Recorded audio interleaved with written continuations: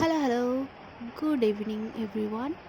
এই গরমের মধ্যে রান্নাবান্না করে কি ভালো লাগে? রান্নাবান্না করার পরে শরীর মন আমার দুটোই খারাপ হয়ে গেছে। কিন্তু তা সত্ত্বেও আমি তো সেজেগুজে আনন্দ কেন করছি? কারণ হলো আমি যাচ্ছি মোমো ডেটে। এই তো দেখো চলে যাচ্ছি আমি সন্ধেবেলা আমাদের পাড়ার এখানের মোড়ের মাথায় যে একটা খুব ভালো মোমোর দোকান আছে। এই দোকানের মোমো এত টেস্ট কি বলবো। মোমোর থেকে এর স্যুপটা আরও ভীষণ ভীষণ ভীষণ টেস্টি। তো এই তো মোমো খেতে ইচ্ছে করলো, তাই জন্য আমরা চলে এসেছি মোমো খেতে। এখন প্রথমেই মোমো কাকু মোমোর মধ্যে যেটা চিলি সস সেটা দিয়ে দিচ্ছে।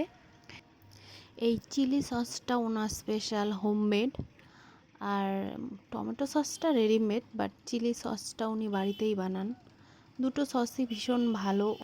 এত গরম, এই গরমের মধ্যে সবসময় ঘরের মধ্যে বাড়ির মধ্যে থাকতে কি ভালো লাগে, তাই একটু এই যে বাইরে বেরিয়ে এসেছি। এটা আমাদের পাড়ারই মাথার মোড়ের দোকান। দেখো তেমন লোকজনও নেই আজকে, দোকানে তেমন লোক ছিলই না। আর এই মোমো কাকুর দোকানে এত ভিড় হয়, এত ভিড় হয় কি বলবো। মানে সন্ধ্যাবেলা ভীষণ ভিড় হয়, উনি ভীষণ ব্যস্ত থাকেন। আমি কয়েকবার খেয়েছি ওনার দোকানে, মোমোটা আছে ভালোই আছে, মোমোটাও খারাপ না।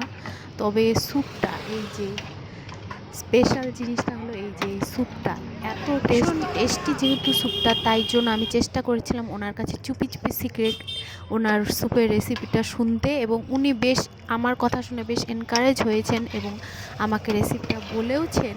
যদিও জানি না আমি এরকম ওনার মতো এত ভালো বানাতে পারবো কি না, তবুও একদিন না একদিন ঠিক চেষ্টা করব আমি।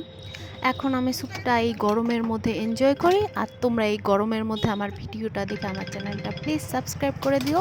টাটা।